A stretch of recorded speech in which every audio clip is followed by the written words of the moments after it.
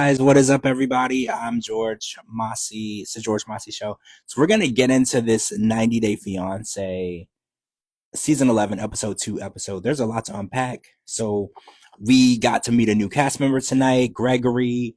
We got some more on the Mina story, which I have concerns on the Mina story. So I can't wait to get Kara in here so we can kind of unpack this because this week there was a lot of focus. Hi, Jal. Hey, Judy. Hey, Judy. Hi, Jimmy. The Diva Speaks. How is everybody doing? So we didn't get the throuple tonight. Hello. Hi. How are you? Really dark. Sorry, it's really weird in here. It's bright behind you, but yeah, it's kind of dark like in front of you. It's kind of weird. Hey, Gina. Well, if I knew what I was doing, I'd be all right. April, hello. Better. Yeah, it's better. So episode 2, season 11, OG 90 Day Fiance. Hey, Susu. So we got some scenes with Mina that I want to talk about, right? Because we've had some things that happened with Jasmine. Okay, so it started with, what's her name? Larissa. So when people have kids and they get remarried and they get a green card and leaving their children behind, we've had this conversation more than once. So Mina has a 9-year-old son named Clayton, and she told us tonight that her son's passport was not, it didn't come in time, so she's leaving her son behind. And a lot of people online, that's a red flag for people. So there's a lot of information going around. They're like, oh, I don't trust this person. See, Judy's already using the word abandoning. People are using the word abandoning your kids. So here's the thing, right? Like, I was raised, like, my mom, she's a lot of things, right? I was raised in a cult. There's a lot of issues, but abandoning your kids was never an option, right? So what is the deal with these new mothers that are just like, oh yeah, I'll leave my kids behind and I'll go back for them when I can? Like, what changed? What shifted with parenting that parents are like, oh, well, I'm going to try to figure out a way to make a life for myself. Hey, Shake Woman. And leave their kids behind, because a lot of people online are really pissed off, and they're like, this is the third time that we're experiencing this type of storyline. So she got the daughter's passport, but didn't get the son's. Well, right. A lot of people are saying if you would have filed everything at the same time, everything should have went through at the same time. That's what the argument was online. Because they were like, well... Also made comments. Hang on, there was 2 comments that she made that I wrote down that were, there's plenty of guys that will give me everything I want, but Mark gave me a family. Or plenty of guys that will give me everything I want except a family. Mark was able to do both. So you're already here in America planning to have your next kid, and you don't even have all of your kids here.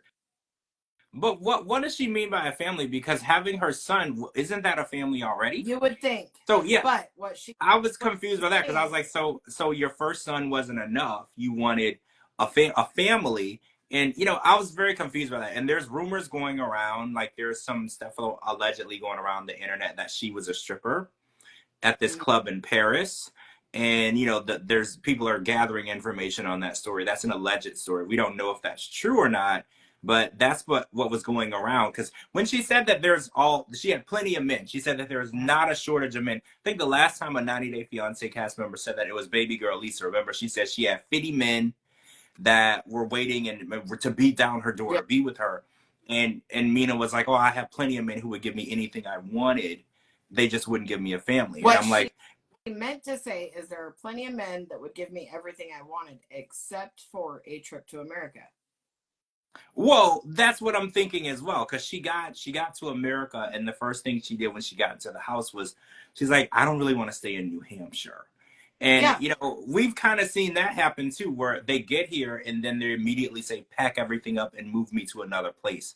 Now that I'm here, now I want something else. And you know, we've a nice house. It's he says bachelor pad, but it doesn't look bachelor pad-ish. Like, a bachelor pad is an empty room with a gaming chair and some beer bottles all over the place. This guy is an established pilot. He owns his business. He's very well to do. He owns property. He's got a family. He's got all these things.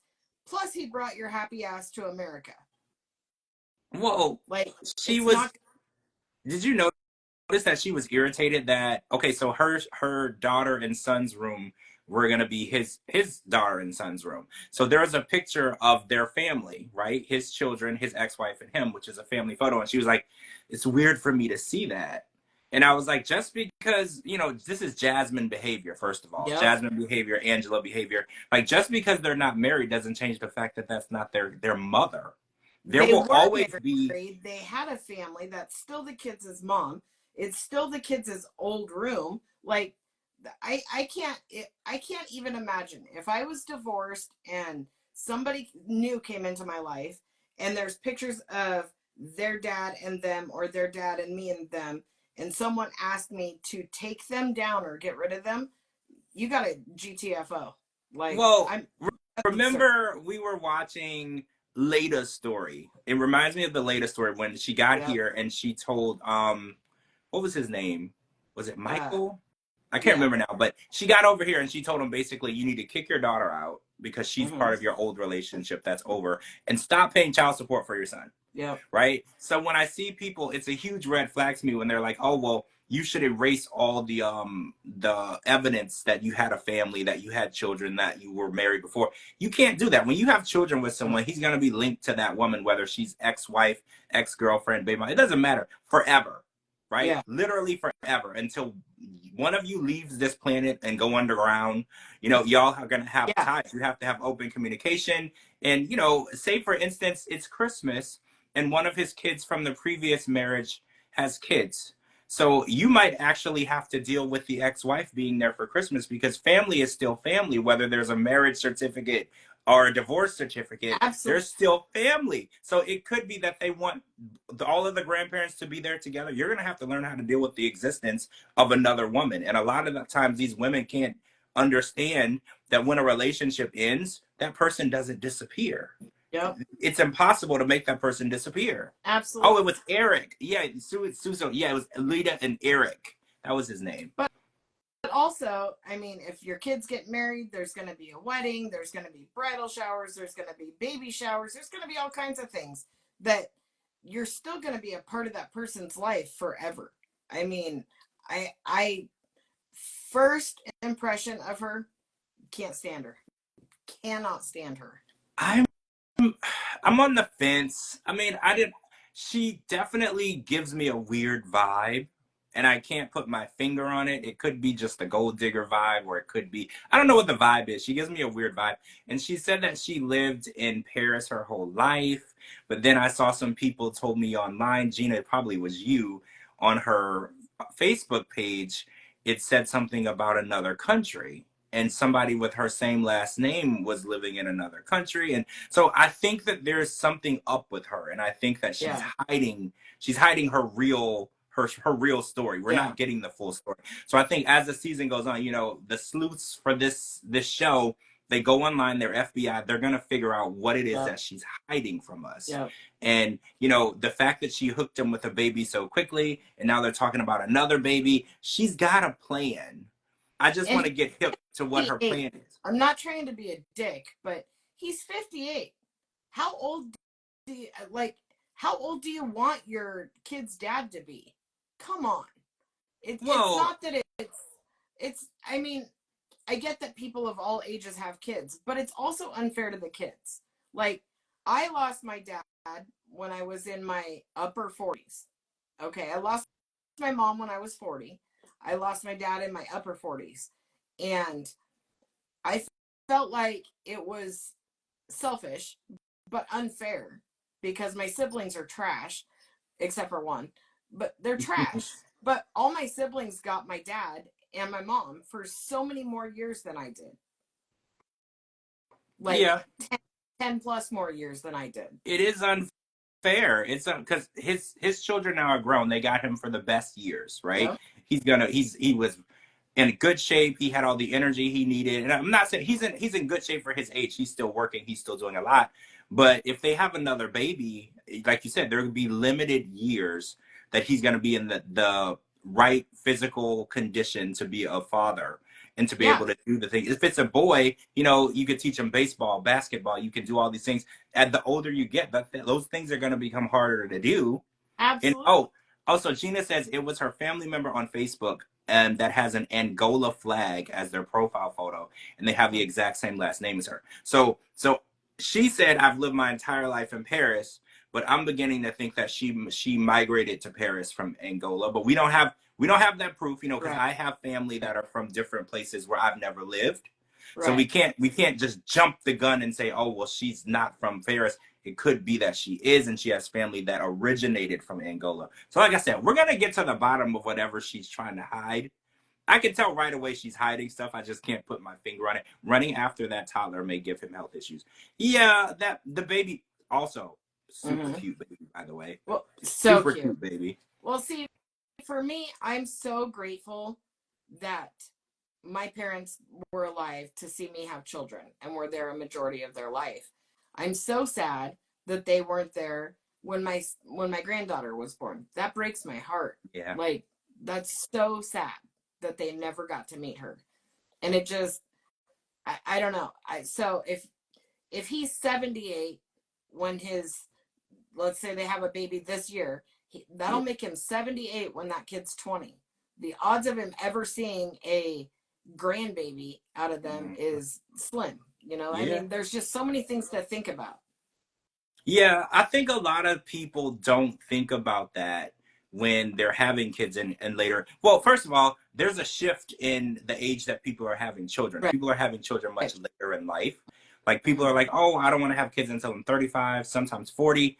You know, it's shifting. People used to get married young, have kids young.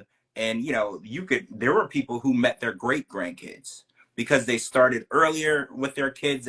But now the shift is people are like, oh, I want to live my best life before I have my kids. And it's like, it's kind of selfish for the kids because your kids will never meet their grandparents. They'll never meet. Because I know people who, when they were born, their grandparents were already passed. They never even met. So you're taking away the bond that because for me, my grandmother was like a second mom. I spent 6 weeks with her every summer growing up. Like she was like my second mother. So to think that could have been taken from me, you know, based on when my parents decided to have kids, that's scary because I would never trade the bond that I had with my grandmother for anything. Well, and see, for me, I'm not even 50. Not even, I mean, I'm going to say I'm not even close to 50, which whatever. I'm not even close to 50. And my kids are grown. I have a grandbaby and I have, you know, my time is my time. I've already put all my effort into that, but I still have enough energy for my granddaughter. And I have, you know, I can do things. I can go places. I can enjoy that. I cannot imagine having a baby of my own at my age, much less 10 years from now. That seems so crazy to me. Well, I will say this, having a baby for a man is different from having a baby for a woman. Women have to go through so much more mental, physically, emotionally. A man, he can have a baby at 60, 70. It doesn't affect him. He doesn't have to carry it. He doesn't have to deliver it. He barely has to help raise it. He doesn't have to breastfeed it because he don't have breasts. You know, like the men get off super easy. So it's so much. I get that, but it's still the fact of waking up in the middle of the night, the 2 a.m. feedings, because she's obviously, she said, I have all these men that would give me everything and treat me like a princess. So she's going to expect to be treated like a princess. Oh, yeah. I mean, it's not a coincidence that she got pregnant by a guy who has a plane in his backyard. Right? That was the other thing. You know, she's already bitching about the house and wanting to move to a different place. I don't know if she realizes that you don't just go buy a new house and it comes with a freaking runway. Like, that's a whole lot to I don't move. see what's wrong with the house. I think it's more so she doesn't like New Hampshire. Yeah. Is what she was saying. Absolutely. She's like, oh, it seems too old for our child. And I was like, what does that mean? The people around are too old, so your child isn't going to experience, like, there's schools there. Beautiful home. The house is beautiful. His furniture's nice. Like, she's compared to what Gregory is bringing Joan into, right? Like, we met Gregory tonight. He's a newer cast member for this season. He's in his late 30s. He lives with his mom, who's a super sweet lady. She was beautiful and sweet. But I think she's the reason why he's failed to launch, right? Because he's like, oh, I don't really have a 9 to 5. I don't really stick to much. I bake bread. And then he was delivering bread to people in like a plastic tote with no gloves, and then he's like, here's your bread, and then he touched the bread with his hand, and I was just like, what the hell is going on? Like, you can't just be bringing people bread in a plastic tote and then touching it with your hands. Like, what is happening? And then he's like, oh, I'm a plumber sometimes, and he doesn't have any type of job. So I'm like, how did you get a K1 visa approved if you don't really have anything that you do, right? Like, what's going on? Mama finance that shit. So didn't we learn with Tiffany, from Tiffany and Ronald, you can get a co-signer. You know how you need like a co-signer for a car? You can get a co-signer, but they call it something else. I think they call it a sponsor. Yep. You can get a sponsor. So if you don't make enough money, because I think Tiffany's dad was the sponsor for Ronald. Yeah. I don't think Ronald ever made it over here, though. I don't think so. I don't think he was ever on the hook. But basically, I think what happened with Gregory, his mom, obviously. It happened with Kalani and Asuelu. It did. You're right. Yeah. It did. And, you know, Lo was a pretty intimidating guy, too. So I wouldn't want him to be my sponsor because he was pretty intimidating. I mean, Asuelo never really lived up to the expectation that he set for him. But I remember Lo having that conversation. He was like, you have to come over here and get a job, take care of my daughter, be a good man. Like, he basically threatened him, you know, at that time. And so I think that's probably what happened with Gregory, because I was trying to figure out, I was like, because I know for the K1, there are income requirements. You know, it's not like the spousal visa because you're already married, you're already applying. That's different. So he's bringing her over here, and apparently in Uganda, she runs a nonprofit and she's well educated and she's doing well. So what are your thoughts on this? Because I was like, well, what does she want with him? Right? That was like, I kept asking myself over and over, what does she want with Gregory? If she's successful, she has a lot going for herself. Does she just want to come over here and equate that success in America? And he's the first sucker that signed on the dotted line. Like, what does she want with him? That's exactly what happened. You can't, I mean, you can tell. There is no woman in their right mind, good looking, bad looking, happy, unhappy. I don't care who you are. Nobody wants to come and move in with their unemployed man in their mom's house. Nobody. No. Nobody in their right mind. So all of this is another ticket to America. She seems sweet as can be. Don't know, haven't actually heard her whole story. But from the clips from next week, she looks nice. It's too soon to tell. But a lot of people are comparing also them to Debbie and Colt. Yeah. Because the situation is so similar. They're like, oh, Colt brought Larissa to move in with his mom. And but I think Colt was more so paying more. I think Colt was paying for the house, right? If I'm not mistaken, his mom was retired. Something like that. And like he was paying for like, I think the house was paid off, but I think he was paying for the expenses because the mom was retired. I think Gregory is just kind of there. Like, I don't think he's helping his mom at all. When his mom went through the list of things that she does for him, it didn't seem like he did anything. I mean, she also, like, not only is he unemployed, but he's lazy. She's doing all the housework. She's taking out the trash, doing his laundry, you know, mowing the yard, doing all the shit that, like, he should be doing that. If you're going to still be at home with mom, you should be taking care of mom. Absolutely. Right? Like, that's how I was raised. Like, my mom never told us that we had to get out. But she was like, if you're going to be here, you know, you're going to be helping me. You're going to be taking care of me. You're going to make things easier. You're not going to make things harder.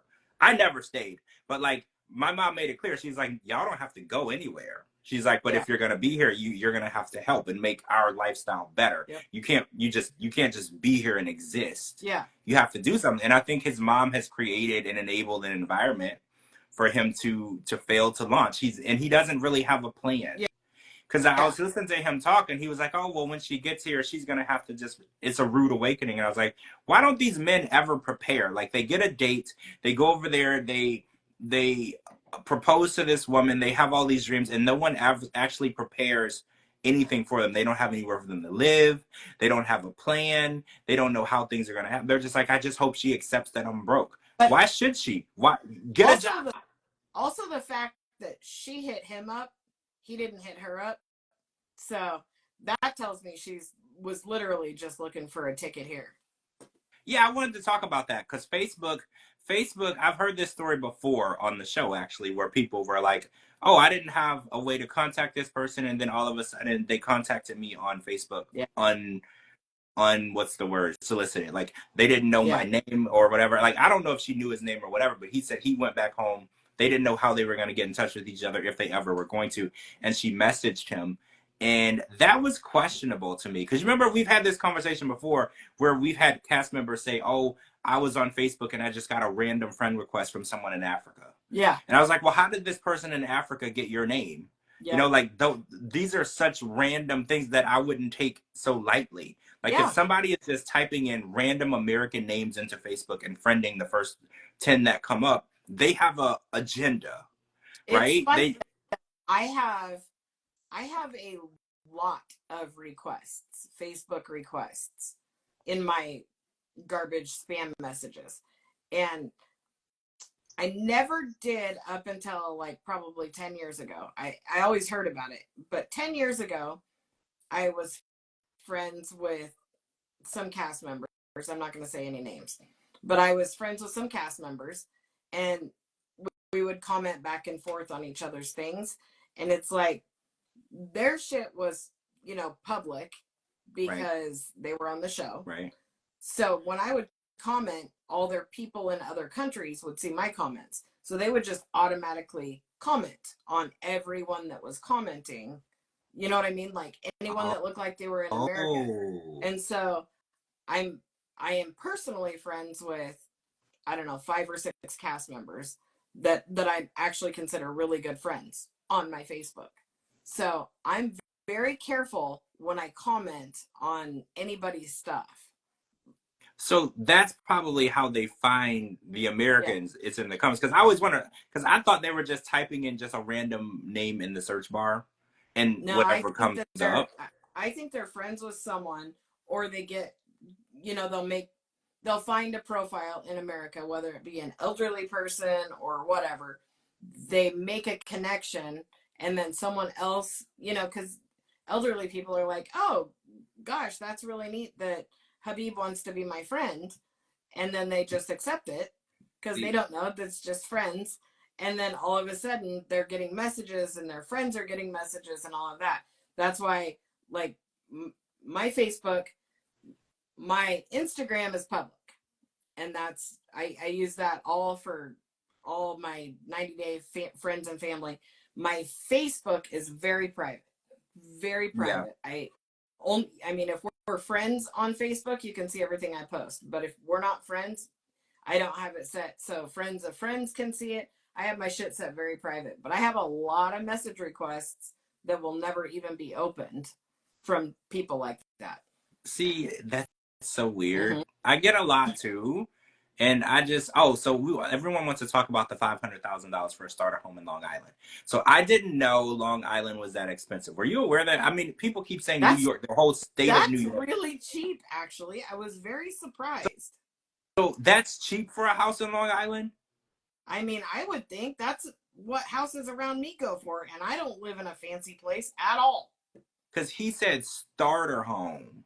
And I was like, that seems high. Because like here in Florida, for $500,000, you're going to have like at least 5 or 6 bedrooms, an in-ground pool. You're going to have everything, a 3-car garage. You're going to have everything. Not a starter. This isn't starter. These are pretty decent. So I didn't realize Long Island was that expensive. That is not how it is where I'm at. So where you are, what would $500K get you? How many bedrooms? Well, my house is more than that. And it is 3 bedroom, 2 bathroom. It's 2,200 square feet. What? But I have an acre of property, and I have a detached shop that is huge.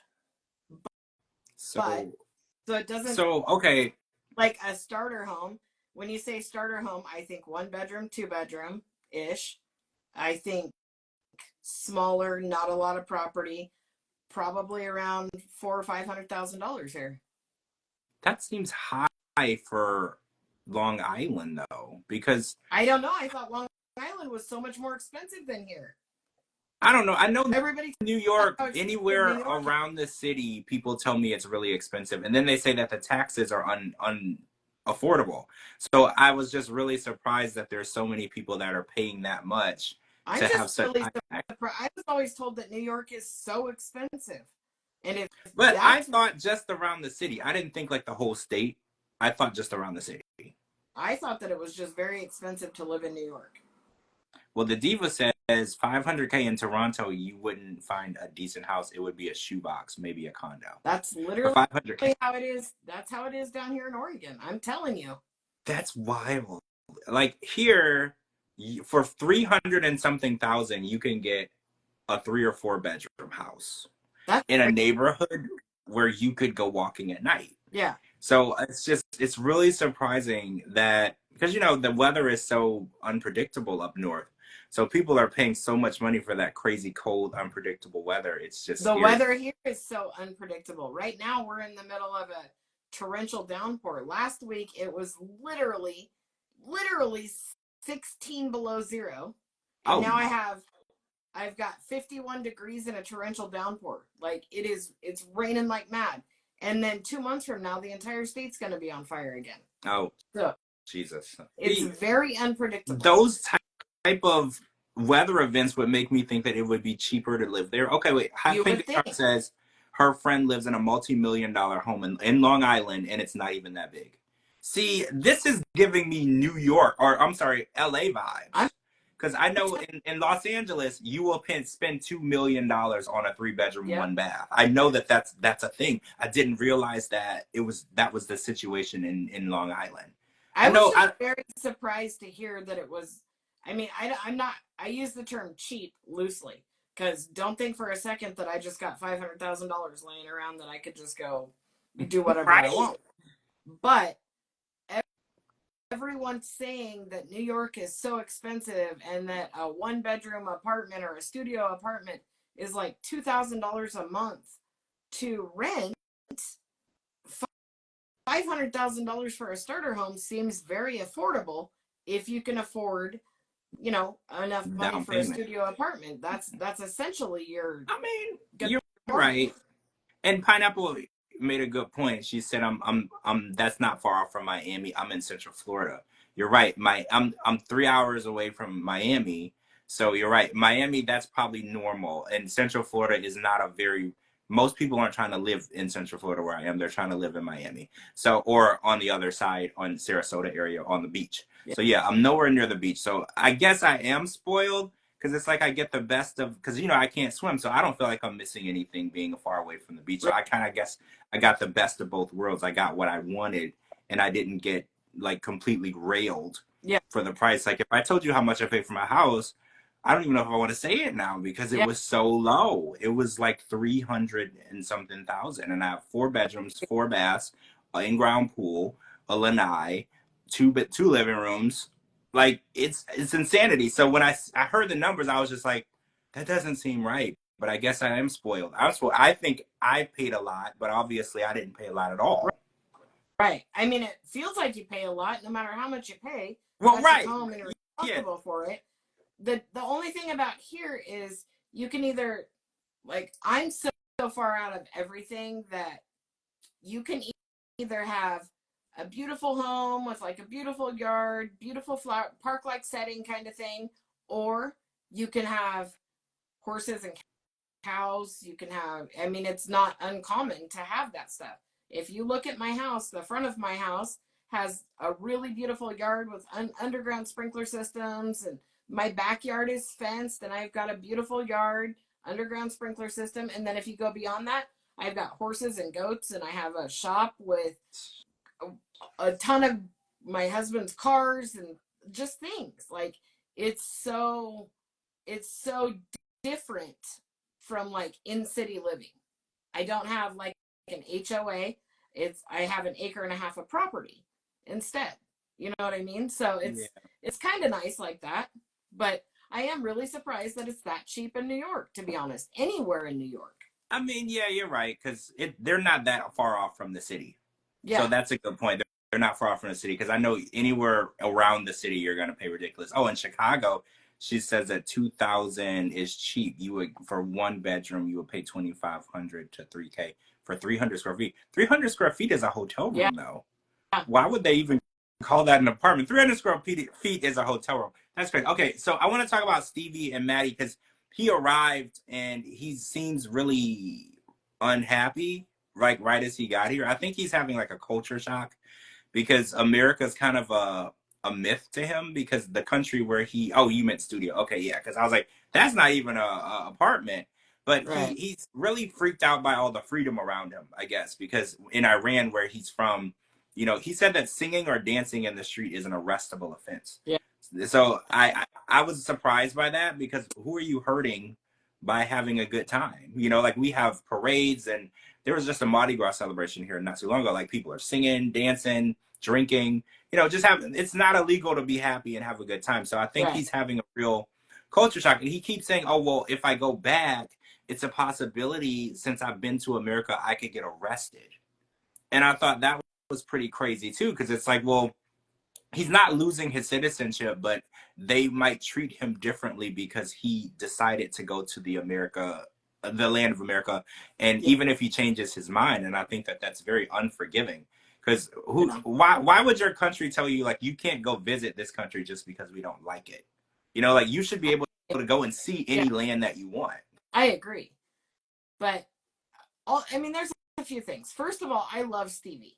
I absolutely love her. She's going to be one of my favorites. But watching the way he's acting, I don't want to say that he's not in it for the right reasons. That's so cliche. But he did make a comment. The U.S. is going to give me something I never had. Yeah, he did. He didn't make a comment about how being with her, he's so happy. He didn't it was all about the U.S. So he wanted to get here. So I don't think we have to worry about him going back. Well, that was my first thought too, because I was like, if it's the way that he described it, I hate to say this, but I was like, why would you want to go back? Like the way he was describing it, because I was like, that just doesn't sound like, and again, I've never been there. I don't understand their culture, but the way, if what he was saying was true, the way that they control the things that you can do. And he's like, oh, women, because he already started talking about how women were dressed. He's like, do women dress like this? And she's like, you can dress however you want. And he's like, they're Iran's a very Muslim country. So there was no talk of any kind about him changing her yet or her covering or any of that. Well, when he asked about how the women were dressed, I felt like that was like the beginning of it. I don't know. Like, I just feel like he's going to be exactly what we're not expecting. Really? Mm-hmm. Oh, Judy says he's much younger. This feels like an even Muhammad. And she said she has a friend who's Persian from Iran, and she goes back to visit her parents with no problem. I wonder if it just has to like a men thing. I don't know. He made the comment that he even introduces himself as Persian. Yeah, he tries not to say Iranian or from Iran because he said it sounds more acceptable or friendly or less dangerous.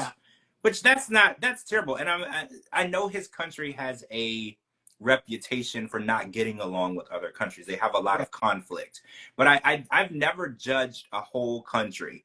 Like there can be people who come from a country that has a bad reputation that are amazing, good, caring people. Like there's people in America who don't agree with anything going on politically that we have going on at all, but they're still Americans. So it would be wrong for us to say, oh, well, they support this or they support that. You can live in a country and be 100% against everything that they're doing. Right. It's just you have to respect the land and not go against, because they take action against people who go against it. So just because he's from there doesn't mean, because, Stevie's dad used the T word as though he was judging the whole country. And it's like, you can be from a country that has done heinous, horrible actions that will be considered terroristic, but that doesn't mean that the people have anything to do with what the government did or what the army did or what the leader did. There are people who love everyone, right? Like how many times have we had people come over from Ukraine and Germany, all these countries that have all these issues, and they get along with everyone. They don't have any issue.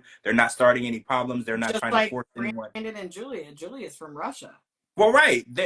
You would think she would come over and there would be all types of, she has no issue getting along with anyone, no matter how they look, no matter what their religion is, what they believe. So yeah, I don't like the idea that since he's from Iran, he's a bad person. Right. You know, I think that we got to get past that type of thinking.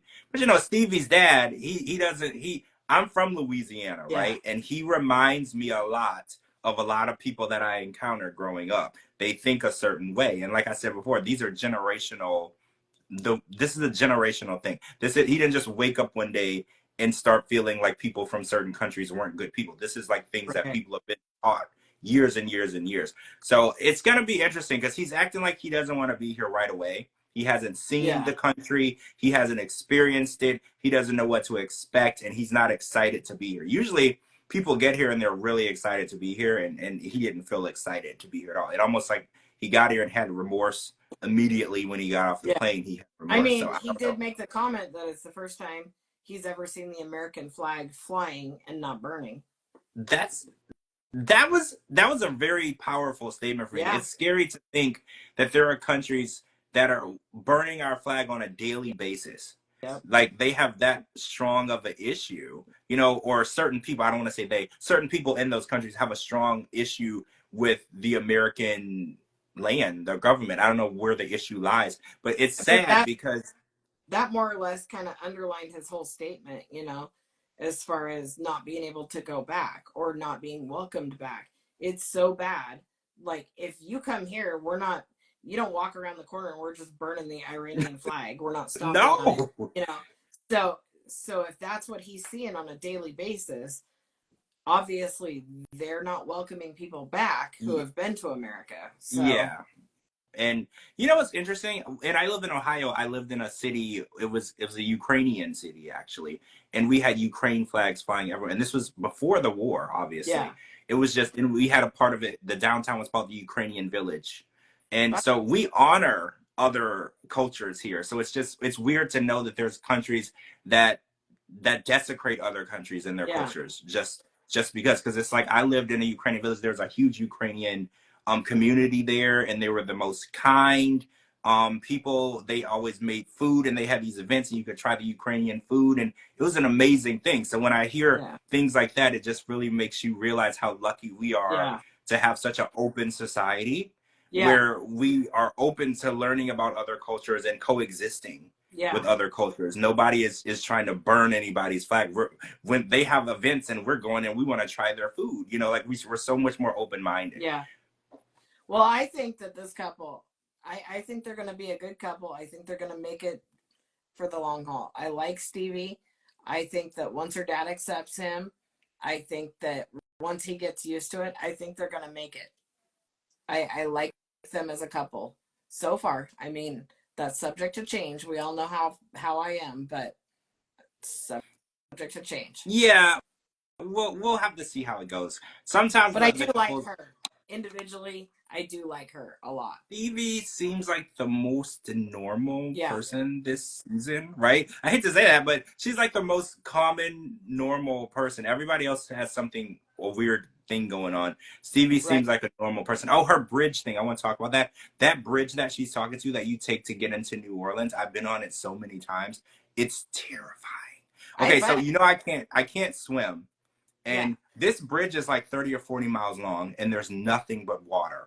All you can see is water because New Orleans is set off into it's basically, I used to call it an island. It's not, but it's basically surrounded by water on both sides. So driving on that bridge, I do remember as a kid, we would drive on that bridge, and I think it was worse at night. Yes, the Pontchartrain Bridge. Thank you, Photo Mom. I couldn't remember the name of it. And since the hurricane, they built another bridge. I don't remember what the other bridge was because the Pontchartrain Bridge is the reason why there was so much destruction because it flooded over the bridge. So you couldn't get out. There was literally one way in, one way out. So after that one hurricane, I think it was Katrina, they built another one. So now there's two ways in and out of New Orleans because but I'm so the same way with those bridges. I remember there was a Mississippi River Bridge in Baton Rouge that I absolutely hated too. It was this huge, tall bridge, and I was just terrified. So I totally, because he was like, I don't get the bridge thing. And I was like, no, I totally understand. And I think at night, also that I mentioned, there's no street lights on the bridge. So it's like 40 miles. So if you're driving on this, and I call it a bridge, but it's basically like an interstate, and it's above the water by like maybe 10 or 15 feet. But if it's rained lately, it's only above the water by like 5 or 10 feet. and there's no street lights. There's nothing. So say, for instance, you get a flat tire. I don't know what's going to happen to you. We never did, but I don't know. Like, it was terrifying for me. We've got a bridge here going, if you're going from here to Portland, Oregon, there's a bridge called the Crooked River Gorge, and it's not a long bridge. It's probably maybe, I couldn't even tell you how long it is. It's not long, but it is so freaking deep. First of all, it's like it's like a mile deep, number one. But number two, it is literally 2 lanes. 2 lanes. Oh, see, that's it. I don't like it. I don't like it. If I have to go to Portland, if I have to drive to Portland, I take someone with me. I will literally pull over before the bridge, make someone else drive, so I can plug my ears, close my eyes, and get over it. I feel this. Once I'm over it, I can drive again. Yeah, it's terrifying. Photo moms, like, viewers don't understand how long it is. Yeah, it's like 30 or 40 miles. Yeah. And see, that's awful.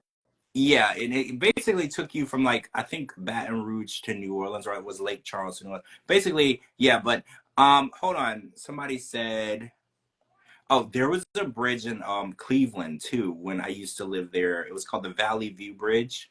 And the bridge was like probably 300 feet up, but the ground, there was like a theater down there and a bunch of businesses. It was such a far drop. It was at least 300 feet, probably more. And I think one time on the news, a car got into an accident and it went over. Yeah. And then that made it worse for me that I had to avoid the bridge altogether. I couldn't go on it anymore. Because I used to drive over it and it scared the crap out of me. And it was so high, Cara, if it was really windy out, the wind would go over the bridge and it would push you between lanes. Yeah. Like, you'd be driving straight, but your car would start veering to whatever direction that the wind was going, and I couldn't do it. I remember and in the snow, there was no chance in hell I was getting on that bridge because you could literally slide right off. Yeah, the bridge that I'm talking about, I'll have to look it up and tell you exactly how far down it is. But I want to say it was 600 feet. It's really, really, really deep. But there's like water running under it, rocks, and people commit suicide on there a lot. It happens all the time. But there's also 2 sets of serial killers. Well, anyway, people that have thrown their children off that bridge. Oh my God. It's disgusting. It's disgusting. That's sick. Oh, you have Judy, the Florida Keys Bridge, and then the bridge to Miami too. Those are also ones that I absolutely hate. Terrifying. So yeah, when she brought up that phobia, I was like, oh my God, it's cool to see other people who, because I think it's a weird thing that I just do. It's not. A lot of people feel the exact same way. I am absolutely terrified of bridges. So we didn't get the throuple, but we got one in Jessica. So I want to talk about floor plans, right? Because Jessica brought one home and they entered on the first floor, but then when it was time to go to their bedrooms, everything was in the basement. Yeah. What kind of setup is that house? Because I have lived up north and I did have basements, and I never had no, I did. I had a house that had that 2 bedrooms in the basement, but I used them as closets. But I had 3 bedrooms up and then 2 bedrooms in the basement and then no bedrooms on the main floor. Her house was set up strange to me because none of the bedrooms had doors. And I know when I was younger, my mom took all the doors off of our rooms when we were younger, but it was more so we couldn't stay up late or talk on the phone or on a school night. It wasn't so much for privacy. It was so she could make sure that we weren't watching TV on a Saturday night when it was supposed to be the Christian church day, or, more so for control. What is the deal with the doors being off and then there are rooms being across from each other? Because he's not asking for anything ridiculous, because she's like, oh no, this is just part of being a parent and a dad. And I was like, no, because some people on X were like, no, my parents had 6 kids and they had a lot of privacy. They had a lock on their door. Right. We weren't allowed in their room. There is a such thing as privacy as a parent. So what is her deal? I mean, I think that there's a lot of houses that are built that way. Growing up, a friend of mine had a house that was built that way, where all the bedrooms were downstairs. Obviously, her dad put doors on everything because when you convert the basement into bedrooms and bathrooms, you're adding it. So it's not built that way. So these are add-ons. But I'm sure that when she moved in as a single mom or whatever, she didn't feel the need for that. You know what I mean? So now that there's a dad in the house, I bet you Juan has doors up right quick. Well, I'm sorry, but they have boys, so in 7 or 8 years, you're gonna want to make sure you have a door, right? Like you need. It is what it, right? And so Photomom said I that just don't think it's a thing where she like took the doors off kind of thing. I think it's just an aftermarket thing that happened, and then doors just weren't.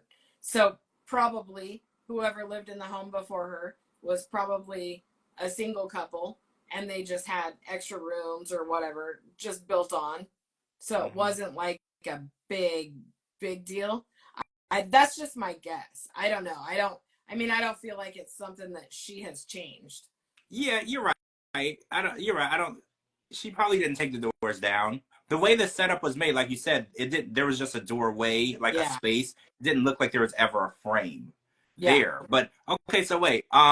Someone said, who said it? Photomom said that she said there was a shower upstairs, so that would mean there was a bathroom upstairs. See, that's what I was. That's what I felt like as well. Or maybe the bathroom or the bedroom upstairs was converted into a den. Right. Like, I don't know the full floor plan. I would need to see like the floor plan to see how it's set up. Because when I did live in Ohio, there were like, we call them ranch style houses. It was like a 1-floor house, and then there was like a basement underneath. So like those floor plans were kind of weird. Like you would walk in and there would be like a kitchen, living room, then there would be like a den, then there would be like a bathroom, and then like one bedroom here, and then like a bunch of bathrooms down or bedrooms down in the basement. But it was completely finished. It didn't look like that. It had walls, it had doors, it had hallways. Like you said, it looked like an addition. I lived in a house that had this one big room. The basement had no walls, no doors, nothing was done. It was just this massive room. Yeah. And then you could add, what you want to it. So we added rooms and walls and bathrooms and stuff.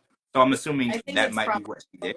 I mean, I'm sure everything is so shocking to Juan, but his comments I was rolling. They're pulling into Wisconsin. He sees something. Is that penguins? She says, we could play cards. And he's like, you play cards while you're driving? It's going to be such a major culture shock for him. It's going to be a lot of adjustment. Not only has he moved to a different country that is so vastly different from everything he's ever known, but then you're throwing in 3 kids on top of it. Yeah, I think it's going to be a lot. It's going to be a long road for him because he went from living in paradise, partying on cruise ships. His job was literally a party. I think, beautiful weather. I don't think he owned a coat because I think when he got here, she had to gift him a coat. That's it's the paradise that he's from. And I think moving him to Wyoming, where it's funny because when he said a penguin, we all started laughing, but I was like, in his mind, it's so cold. Yeah. You would think this would be the environment that they would live in. But he doesn't know that it warms up in the summer. But basically for his first time there, that's a valid question. It's like 5 degrees. Yeah. That's a valid question. That could actually be a penguin in 5 degrees. So I think it's going to be a real hard transition for him.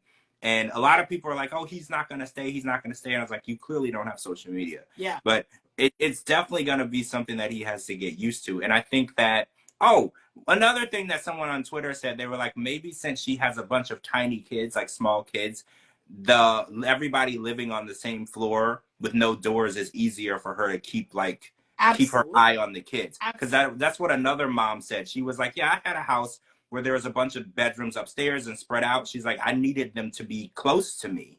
So I knew exactly what they were doing, or if they woke up, because you've seen the news where I've watched the news and some lady was sleeping and her kid's in the middle of the street.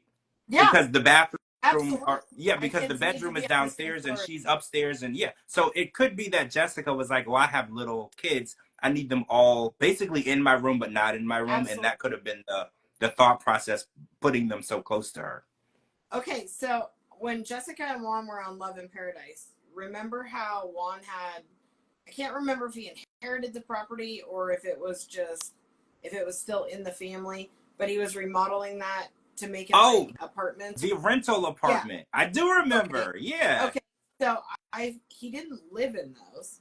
He lived on the cruise ship, basically. Yeah. But he's renovating those. So I have a feeling he knows what he's doing. So it's only going to be like the first day he's there before that place has doors. Oh yeah, he's gonna completely remodel Yeah. and redo the living quarters. I Yeah. know that. It's So because yeah. he's essentially living on a cruise ship, which can't be more than like a studio for him, right? Well, yeah, it's like So the what do you call that? It's not a cabin. Do they call it a cabin? Maybe they call it a cabin. It's basically probably. like that little room. So he's just got a little room. So it's going to be a very big change for him. But at the same time, the only real difference for him is that he's not on water and he has to share the room with his wife. Yeah. Which I think So, he wanted to. I think he was excited to have his wife on board. And then I think when he realized, because the first thing everybody was mad about with Jessica, they were like, so you rented a hotel room for all 5 of you instead of an Airbnb. You know, like it was the first night. You haven't seen him in months. You know, it reminds me when Emily and Kobe, when Kobe first got here, Kobe wanted to see Kobe and Emily wanted to take him to the hotel. yeah. And he was like, I want to see my son. What are you doing? And it's like, he probably wanted to spend some time with her. And then but also, the big picture of that is you're getting married. You're going to be living together. It's not like this is the first night you're seeing him and then you only have him for 10 days and he has to go home. You're leaving this place and going to your home together. So there's that. But also, as a single mom who is bringing someone over on a visa, do you want to spend an extra $400 or $500 to get a house for a night? Or do you want to spend $110 to get a room together so you can keep an eye on your small kids without having to bring Megan to babysit?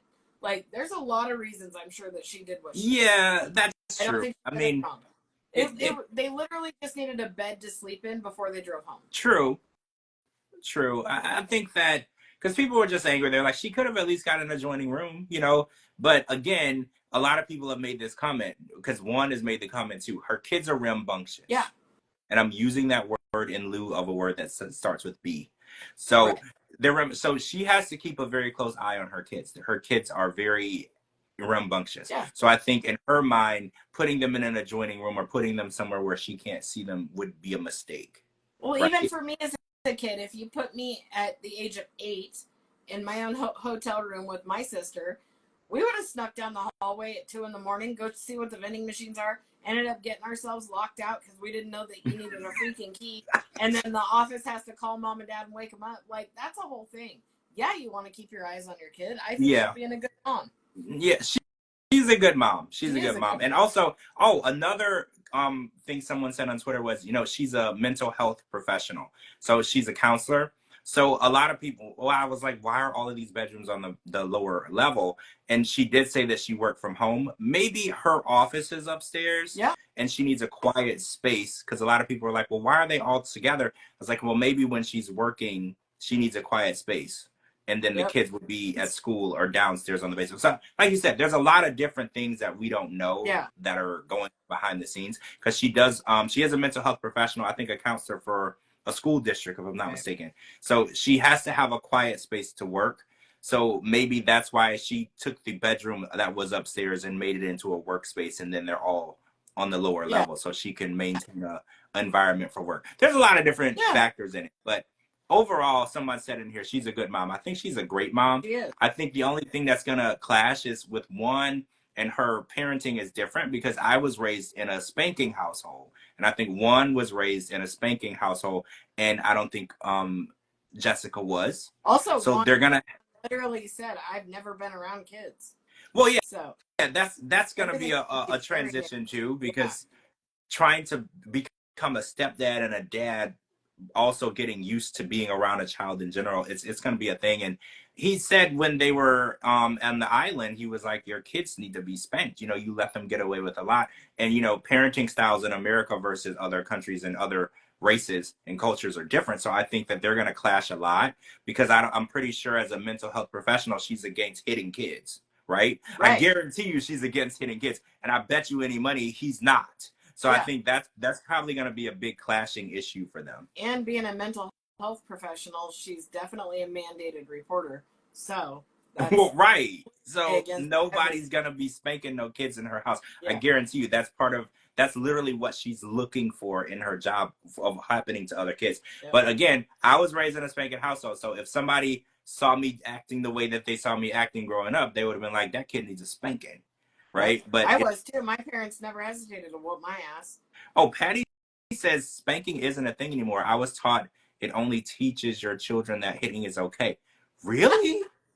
I mean, I've never been in a bunch of fights. I was spanked a lot growing up. I was a bad kid though, Cara. I was bad.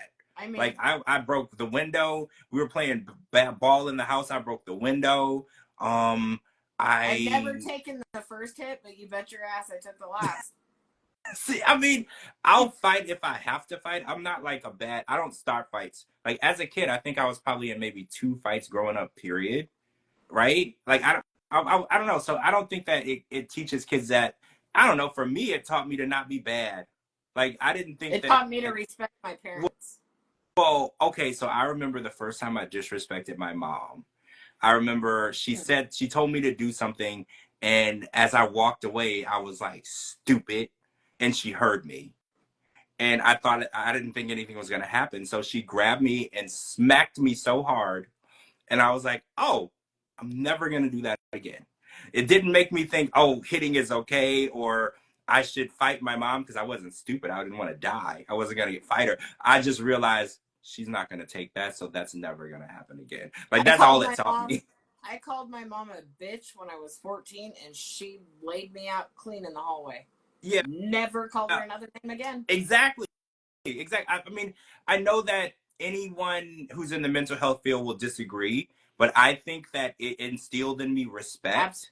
And regardless of if you agree with what your parent or the adult says, you still owe them that respect because they birthed you and housed you and fed you and clothed you and brought you here. So once she smacked me, I didn't call her stupid ever again. That it never was an option because I was like, ooh, that hurt. Yep. I'm not gonna do that again. Like it definitely taught me. But again, I know in 2025 they're gonna tell you it's not good, it's not right. I still think that, you know, the Bible said, spare the rod, spoil the child. Yes, Photomom, that's exactly it did say that.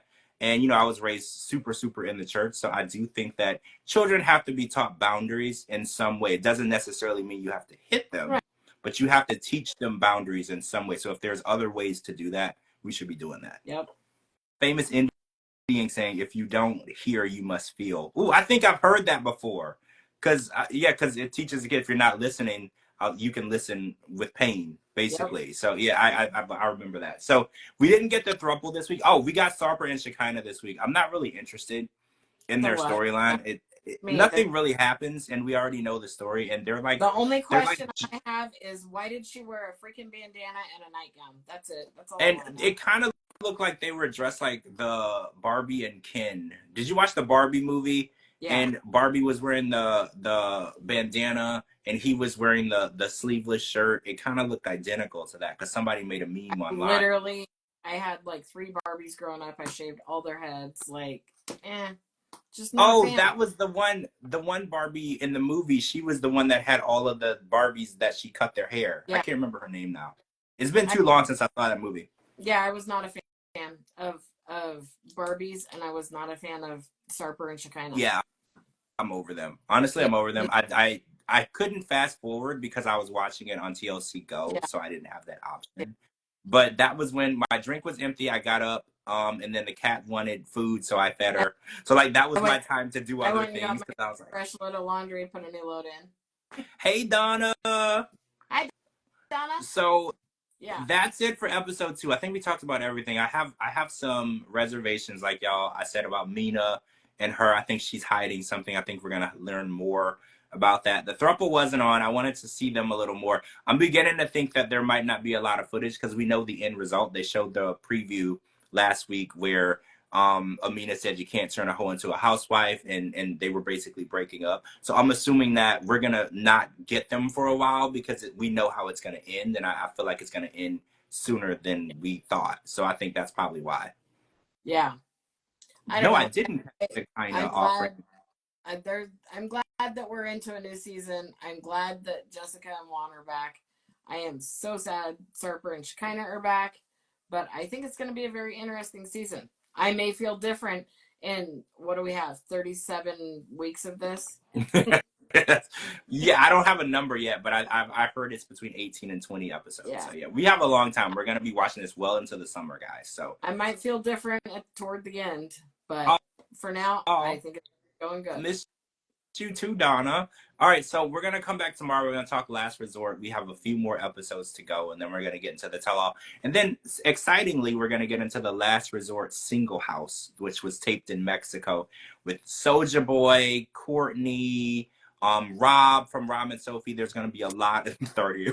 Are you going to watch the new Alec Baldwin one? I'm going to watch it. I'm going to put it on. I have some editing stuff to do tonight, so I'm going to put it on. I just want to give it an episode. Yeah, I got right? Because remember I told you I was a huge Alec Baldwin fan. I watched 30 Rock. I was obsessed with 30 Rock. He was my favorite. Him and Liz Lemon, my favorite characters on the show. So I'm going to give it a shot.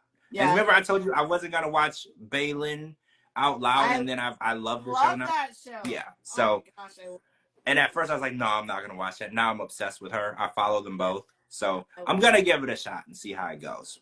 I know a lot of people are like, no, don't watch that. He's a bad guy and the stuff that happened on Rustic. I still want to watch. And also, if Google his wife, I guess there was a scandal in 2011 where she pretended to be Spanish and she's not. So it's hilarious. So if you want to Google that, it's funny. I found that out too. So that's another reason why I want to watch it. I'm excited to watch it. All right, guys. So we're going to wrap tonight and we'll be back tomorrow for the Last Resort. Make sure you're following Car. I'm going to tag her in this video. Yeah, I heard he's a jerk in real life. I've never met him, thank God. If I did, I probably wouldn't watch it. Yeah. Right? If I probably wouldn't. That's what, the more I love a celebrity, the more, if I saw them in the airport, the more I mind my own business. Because I don't want them to ruin it. His brother, Stephen Baldwin, was on Special Forces, and he's a dumbass. Oh, yeah. I've seen the stuff he's done. But yeah. All right. So make sure you're following Car. She's tagging this video. Make sure you follow me on all social media platforms at George Mossey, GeorgeMossey.com. Anywhere get your podcast, type in the George Mossey Show. It'll pop up for you and you can listen to it on audio. Thank you for staying up with us, guys, and we'll talk to you soon. Bye. Bye.